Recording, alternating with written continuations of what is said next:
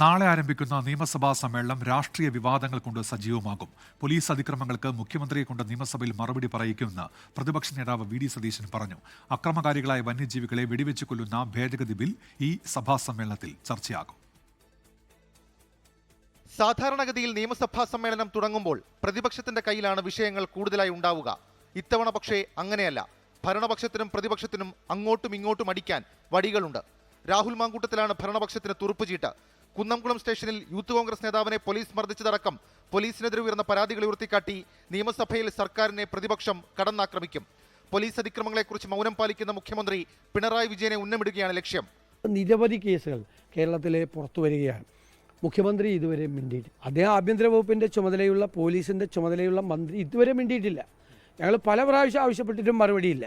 ആ മുഖ്യമന്ത്രിയെ കൊണ്ട് ഞങ്ങൾ നിയമസഭയിൽ ഉറപ്പായി ഇതിന് മറുപടി പറയിപ്പിക്കും. തദ്ദേശ നിയമസഭാ തെരഞ്ഞെടുപ്പുകൾ നടക്കാനിരിക്കെ ആഭ്യന്തര വകുപ്പിന്റെ വീഴ്ചകൾ എണ്ണിപ്പറഞ്ഞ് സർക്കാരിനെ പ്രതിരോധത്തിലാക്കാനാണ് പ്രതിപക്ഷത്തിന്റെ തീരുമാനം. നിയമസഭയിൽ അതിന് തുടക്കമിടും. അയ്യപ്പ സംഗമവും തൃശൂരിലെ ശബ്ദരേഖാ വിവാദവും സഭയിൽ ചർച്ചയാകും. അക്രമകാരികളായ വന്യജീവികളെ വെടിവെച്ച് കൊല്ലാൻ ഉത്തരവിടുന്ന നിയമ ഭേദഗതി ബില്ലടക്കം പ്രധാനപ്പെട്ട നിയമനിർമ്മാണങ്ങൾ സഭയിൽ എത്തുന്നുണ്ട്. ഒരു പ്രത്യേക കാലഘട്ടം നിശ്ചയിച്ച് ആ പ്രത്യേക കാലഘട്ടത്തിൽ വംശവർധന തടയുന്നതിനാവശ്യമായ നടപടികൾ സ്വീകരിക്കാനുള്ള അധികാരം സംസ്ഥാന ഗവൺമെൻറ്റിന് ഉണ്ടായിരിക്കുമെന്നതാണ് ഈ നിയമത്തിലെ മറ്റൊരു സവിശേഷത.